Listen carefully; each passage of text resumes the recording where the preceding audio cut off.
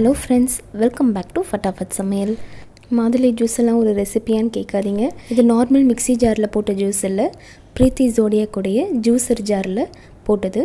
Zodiac வாங்கினவங்களுக்கு பிகினர்ஸ்க்கு இது ரொம்ப யூஸ்ஃபுல்லாக இருக்கும். வாங்க எப்படி செட் பண்ணி நம்ம ஜூஸ் போடுறதுன்னு பார்க்கலாம். இதுதான் ஜூஸர் பிளேட். ஜூஸர் பிளேடை பேஸில் நல்லா ஃபிக்ஸ் பண்ணிக்கோங்க. ஜஸ்ட் ஒரு அழுத்தினாலே ஃபிக்ஸ் ஆகிடும்.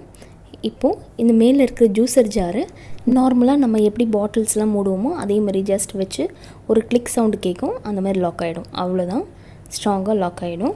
இந்த சைடு இருக்கிற ஓப்பனிங்கை இந்த ரப்பர் ஸ்டாப்பரால் வச்சு நல்லா டைட்டாக க்ளோஸ் பண்ணிக்கோங்க. அது அழகாக க்ளோஸ் ஆகிடும், லீக் ஆகாது. இப்போது இது ஃபில்டர் ஜாரை உள்ளார போடுங்க.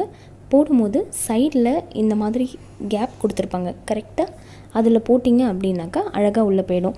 இல்லாட்டினா அப்படி இப்படி கொஞ்சம் திருப்பி ஸ்ட்ரகிள் பண்ணணும்.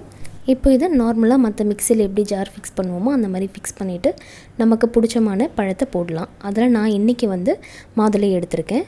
தேவையான அளவு தண்ணியும் சர்க்கரை வேணும்னா சேர்த்துக்கலாம்.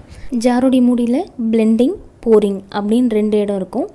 ஜூஸ் அரைக்கிறப்போ பிளெண்டிங் சைடு வச்சு அரைங்க, அப்போ தான் வெளியில் ஜூஸ் வராது.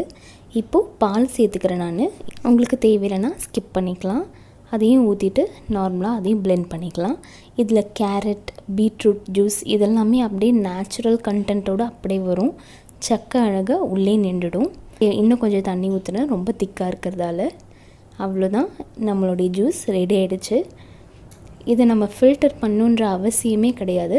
இப்போது மூடியை நீங்கள் போரிங் சைடு மாற்றி போட்டுட்டு நீங்கள் சர்வ் பண்ணிட வேண்டியது. என்ன இது நார்மலான ஒரு ஜூஸர் தானே நினைக்க வேண்டாம். இதில் ஒரு பெரிய பெனிஃபிட் என்னென்னாக்கா, நமக்கு ஃபுல்லாக வடிகட்டிடும். அதுவே அழகாக நம்ம அதை ஃபில்டர் பண்ணுன்ற அவசியமே இல்லை. பாருங்கள், அவ்வளோதான் இருக்குதே, இன்னும் கிட்ட மீதி. இதுவுமே ஒரு 5 மினிட்ஸ் நீங்கள் வச்சிங்க அப்படின்னாக்கா ஃபுல் தண்ணியுமே அழகாக ஜூஸ் கீழே நின்றுடுது. ரொம்ப கம்மி சக்கை தான் வருது. நமக்கு ஃபில்டர் பண்ணுற அவசியமே இருக்காது. ரொம்ப சூப்பராக இருக்கும். நான் மாதுளையில் காமிச்சிருக்கேன். பட் உங்களுக்கு பிடிச்சமான ஃப்ரூட்ஸ் எதுவாக இருந்தாலும், வெஜிடபிள்ஸ் எதுவாக இருந்தாலும் நீங்கள் அதில் போட்டிங்க அப்படின்னா அழகாக எக்ஸ்ட்ராக்ட் பண்ணி கொடுத்துருது. ஈஸியாகவும் இருக்குது. ஸோ எல்லாத்தையுமே எல்லா பார்ட்டுமே தனித்தனியாக நம்மளால் வாஷ் பண்ணி அதை காய வைக்க முடியுது.